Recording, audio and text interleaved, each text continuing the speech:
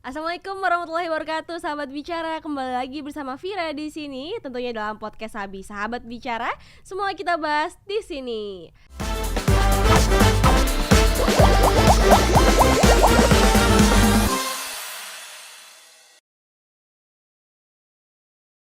Sahabat bicara, kita akan memasuki ke Hari Raya Idul Adha, tentunya akan banyak yang berkorban. Tapi kali ini tentunya bukan korban perasaan, bukan korban pulsa, bukan korban waktu tentunya untuk si doi ya. Tapi mengenai kurban domba atau kurban kambing, sapi lebih lengkap kita akan bahas bersama Habib Razi. Selamat datang Habib, Assalamualaikum. Waalaikumsalam warahmatullahi wabarakatuh. Safira, ketemu lagi. Ketemu lagi Bib, makin sehat tentunya ya Bib ya. Alhamdulillah. Sahabat bicara dimanapun berada sehat selalu, ketemu lagi bersama saya. Iya, tentunya seperti episode sebelumnya juga kita tuh sudah pernah ketemu dan ngobrol-ngobrol dengan Habib Razi tentunya di episode Idul Fitri waktu itu Bib, bulan betul. puasa ya Bib betul, ya. Terakhir itu ya. Dan betul. sekarang ini berbeda, tentunya kita akan membahas mengenai Idul Adha dan memaknai berkurban tentunya Bib. Betul. Bib, langsung aja nih ya Bib ya, karena sahabat bicara tentunya para anak muda udah gak sabar. Ini anak muda pengen ikut kurban, tapi gimana tentang memaknainya dulu nih Bib. Gimana anak muda bisa memaknai Hari Raya Idul Adha di tahun ini. Tentunya tahun ini berbeda Bib, karena setelah pandemi dan juga sekarang udah ekonomi udah kembali bangkit dan momen-momen untuk beribadah dalam bersedekah juga pasti bisa banyak jalannya gitu Bib. Bagaimana nih Bib? Ya, Assalamualaikum warahmatullahi wabarakatuh. Bismillahirrahmanirrahim. Alhamdulillah, wassalatu wassalamu ala rasulillah wa ala alihi washabihi wa man walah. Baik, Sabi dimanapun berada, seperti yang barusan dipertanyakan oleh adik kita Safira, memaknai Idul Adha. Idul Adha itu sendiri secara artian adalah Id itu hari raya besar, Adha itu adalah berkorban. Jadi berkorban untuk sebuah syariat yang diturunkan oleh Allah Subhanahu wa taala melalui nabinya, para anbiya, sehingga kepada para hamba-hambanya. Hukum Idul Adha itu sendiri adalah sunnah muakkadah. Sunnah yang benar-benar ditekankan untuk melakukannya. Dalam artian tipis-tipis dekat ke wajib. Ya. Bagi orang yang mampu, dia wajib. Gitu loh, sunnah muakkadah. Kudu mesti gitu kudu, ya. Kudu berkorban loh gitu Kudu. loh. Tapi bagi yang tidak mampu ya bersabar sambil menabung. Mungkin tahun ini tidak bisa, dengan menabung tahun depan bisa. Maknanya adalah kita bisa mempelajari tauladan ataupun syariat Nabi Allah Ibrahim. Karena korban itu saat itu diperintahkan kepada Nabi Allah Ibrahim untuk mengorbankan anaknya. Nabi Allah Ismail melalui mimpi, perintah itu diturunkan kepada Nabi Allah Ibrahim, besok kamu sembelih anakmu. Berat nggak? Wow, itu sebuah ibarat tantangan, challenge yang kalau di masa sekarang gitu ya Bib, cukup takjub, kaget dan penuh pertimbangan pasti untuk melakukannya Beb. Tapi di masa itu? Ya, tapi itu sekedar ujian dari Allah. Ingin melihat sejauh mana, yang pertama keikhlasan Nabi Allah Ibrahim. Yang kedua kepatuhan, ketaatan akan perintah Allah. Ternyata dua hal itu dibuktikan oleh Nabi Allah Ibrahim, bahkan oleh putranya sendiri, Nabi Allah Ismail. Nabi Allah Ibrahim, saya akan melaksanakan perintah Allah untuk menyembelih putra saya. Ya udah, saya ikhlas. Besok akan saya sembelih anak saya. Ya kan? Saya taat. Dan begitu juga sang anak Nabi Allah Ismail yang tadi saya bilang keikhlasan dan ketaatan. Sama juga Nabi Allah Ismail bahkan mendorong untuk melakukan kepada bapaknya melakukan penyembelihan terhadap dirinya. Pada saat itu di Quran dikatakan Nabi Allah Ismail diikat kayak mau disembelih. Akhirnya Nabi Allah buka tangan saya, kata Nabi Allah Ismail. Itu menunjukkan bagaimana keikhlasan dirinya. Ridho. Potong ya ayah, kalau emang itu perintah dari Allah, potong. Sesungguhnya ayah orang yang sabar kok melaksanakan ini. Lalu dilaksanakan itu, dan ternyata itu hanya sebuah tes dari Allah, ya kan? Ternyata hambaku ini lolos berdua, sehingga Nabi Allah Ibrahim sampai kepada makom ulul azmi, nabi-nabi yang dipilih Ada 5 itu nabi-nabi yang dipilih di sisi Allah, ada 5 yang istilahnya yang benar-benar patuh, yang benar-benar loyal kepada Allah.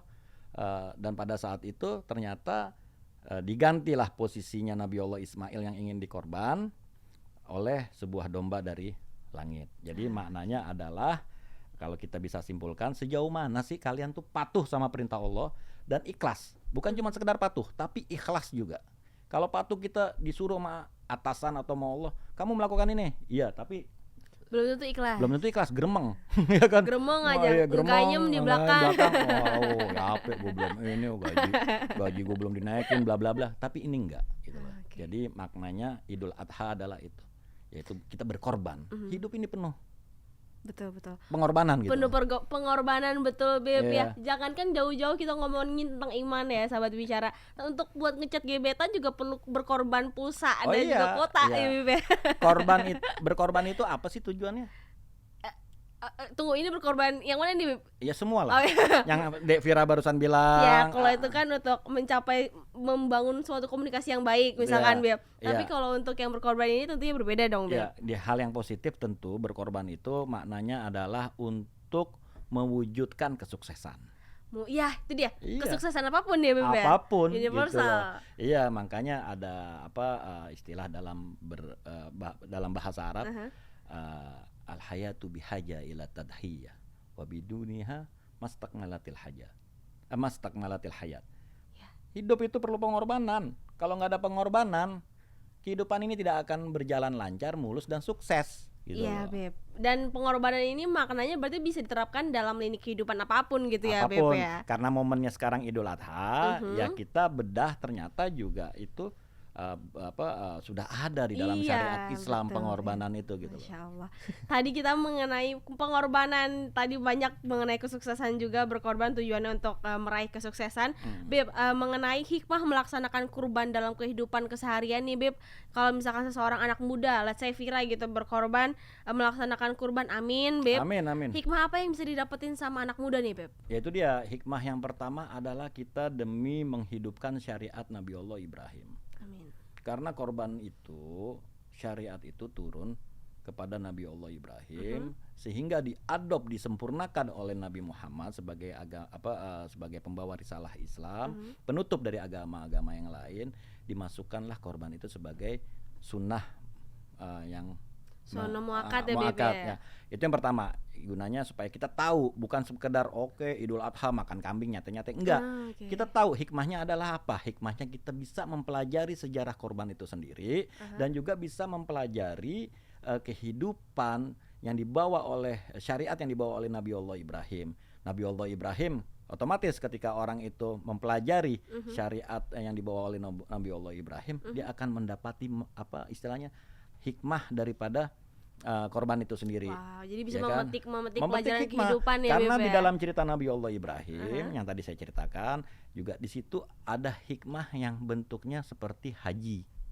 Iya, ibadah lainnya juga Ibadah ya Beb lain ya. dari kurban itu sendiri. Salah satu syarat orang haji itu untuk korban.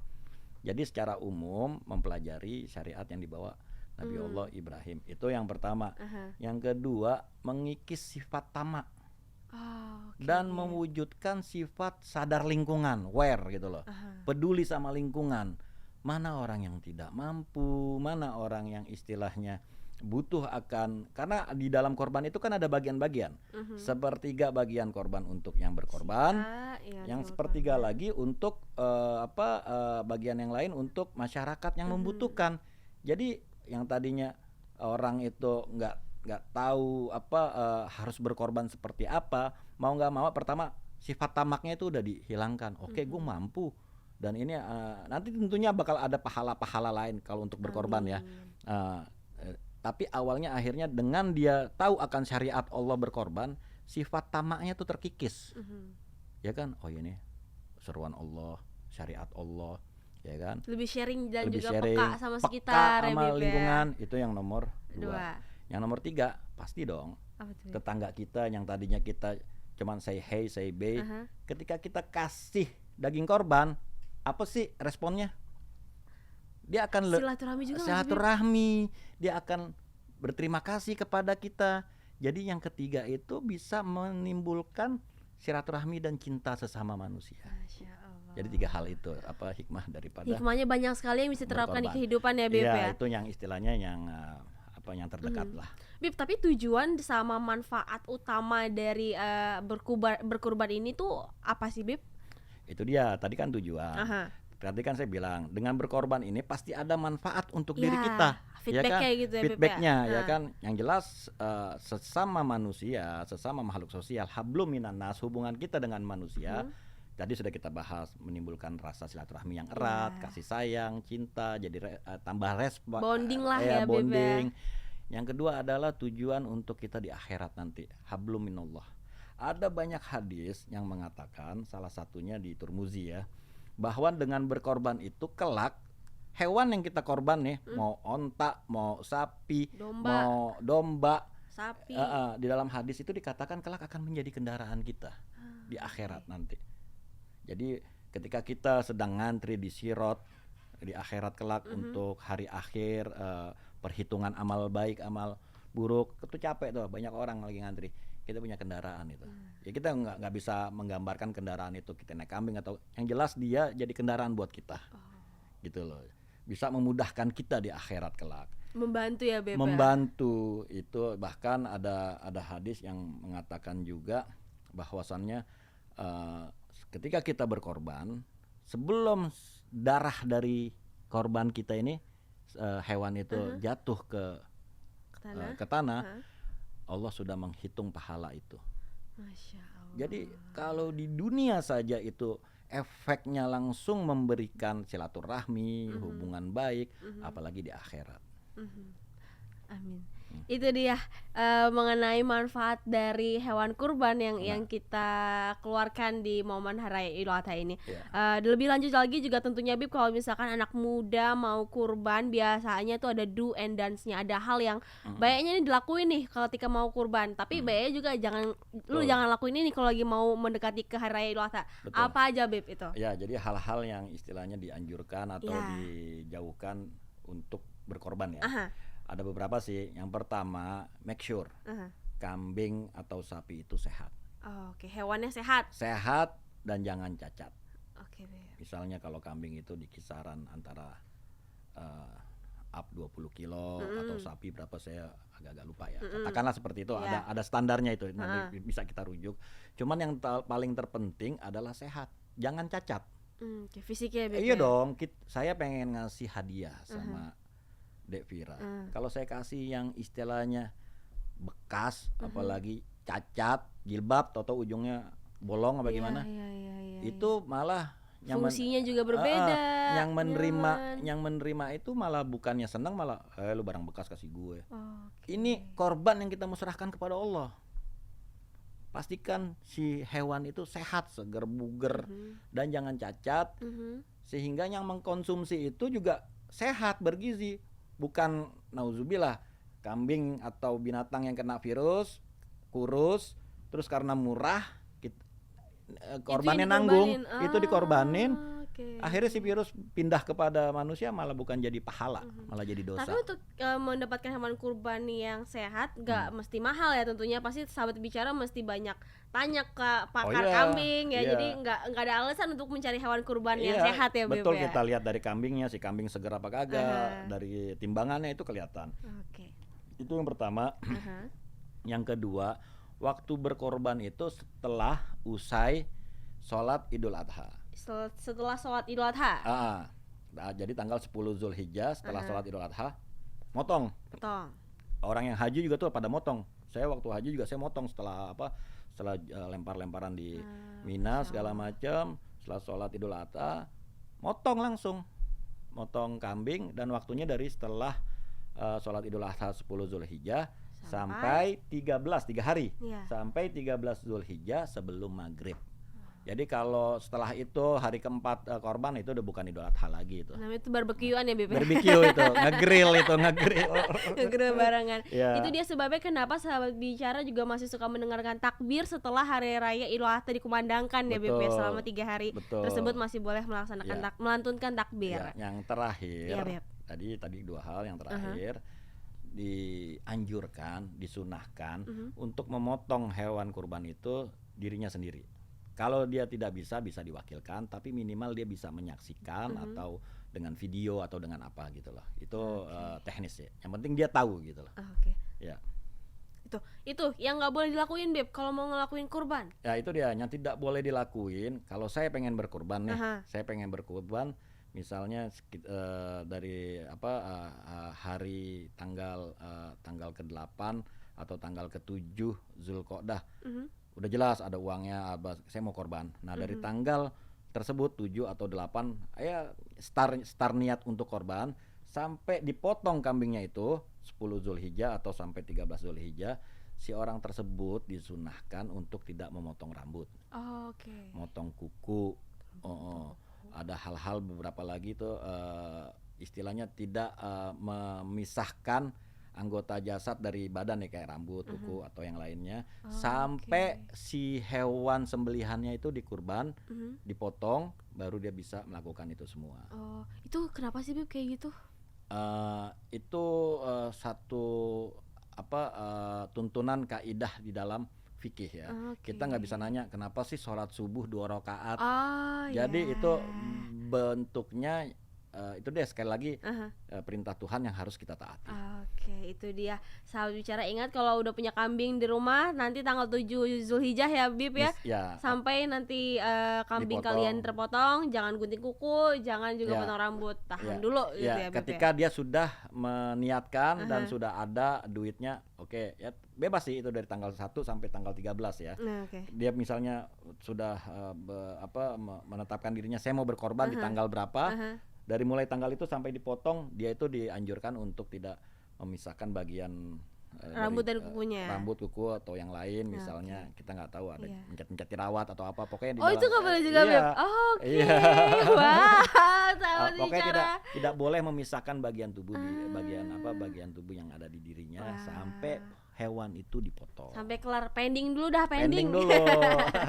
Beb, tadi kita udah bicara banyak mengenai Hari Raya Idul Adha dan erat kaitannya sama anak muda Beb. Kali ini Vira mau bertanya kepada Habib, harapan Habib nih untuk anak muda menanamkan semangat dalam berkurban menyambut Hari Raya Idul Adha ini Beb. Harapannya buat anak-anak muda nih Beb. Alhamdulillah saya pribadi berharap, tentunya juga person yang bersangkutan harusnya berharap juga dengan momen Idul Adha ini. Tentunya, Beb. Apa sih harapan yang bisa kita realisasikan, yang bisa kita pelajari dari momen Idul Adha ini? Yang pertama, belajar ikhlas. Ikhlas. Kita bersyukur punya keadaan, ada income, kita harus ikhlas, kita harus sisihkan itu. Syukur-syukur bisa beli kambing langsung kita beli. Kalau nggak bisa ya kita tabung, ya kan? Banyak cara lah itu, banyak ulama-ulama yang berfatwa seperti itu. Sudah ikhlas, baru kita betul-betul merealisasikan hukum Tuhan itu sendiri, hukum Allah itu sendiri dengan cara mentaati perintah Allah untuk berkorban. Itu yang pertama. Yang kedua, korban ini ada bentuk sosial. Jadi harus sadar kita sama lingkungan kita. Banyak di lingkungan kita itu yang makan kambing, mungkin sebulan sekali. Belum tentu setahun sekali juga Beb kalau nggak ada Idul Adha itu. Makanya jadi kita sadar lingkungan, banyak di lingkungan kita ini orang yang masih banyak membutuhkan dibanding kita. Dengan momentum kurban ini, yuk jadi lebih sadar lagi kita. Saya berharap seperti itu. Yang terakhir, kita bisa memetik hikmah dari korban ini dengan cara meneladani para nabi-nabi Allah yang melalui mereka akhirnya kita tahu korban, meneladani sejarah kehidupan mereka melalui Nabi Allah Ibrahim untuk berkorban, disempurnakan kembali oleh Nabi Allah Muhammad Sallallahu Alaihi Wasallam dan cara berkorban, dan ada momen haji juga. Jadi bisa meneladani kisah dari para anbiya ataupun Rasul Allah untuk momen Idul Adha ini. Pembelajaran. Ada lagi Beb, itu terakhir?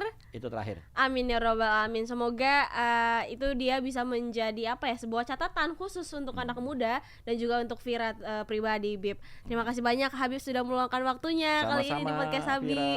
Masih bisa ngobrol lagi sama Habib ya. Alhamdulillah. Semoga Habib panjang umur, sehat selalu Beb ya. Kalau misalkan boleh Vira ringkas pembicaraan kita tadi Beb, intinya bagaimana nih anak muda bisa terus semangat dalam menyambut hari-hari hari raya keagamaan, khususnya kali ini hari raya Idul Fitri. Maksud Vira hari raya Idul Adha, di mana ada 3 poin yang disebutkan oleh Habib. Di antaranya pertama, ini bisa menjadi momentum kita untuk menanamkan rasa ikhlas dan taat kepada Allah Subhanahu wa taala. Terus juga yang kedua ini untuk bisa lebih peka dan aware kepada sekitar, bagaimana kita bisa lebih melihat siapa yang membutuhkan, terus apa yang bisa kita berikan ya Bib ya. Dan yang terakhir ini Bib, pembelajaran diri kita. Pembelajaran diri kita melalui syariat tauladan. Syariat Tuhan yang dijalani oleh amin ya rabbal ambiyanya. alamin. Itu dia sahabat bicara ya, semoga pembicaraan yang singkat ini rasanya begitu singkat ya Bib ya. Tapi semoga bisa bermanfaat untuk sahabat bicara di rumah. Terima kasih banyak Habib, semoga sehat selalu. Sahabat bicara, Vira pamit undur diri.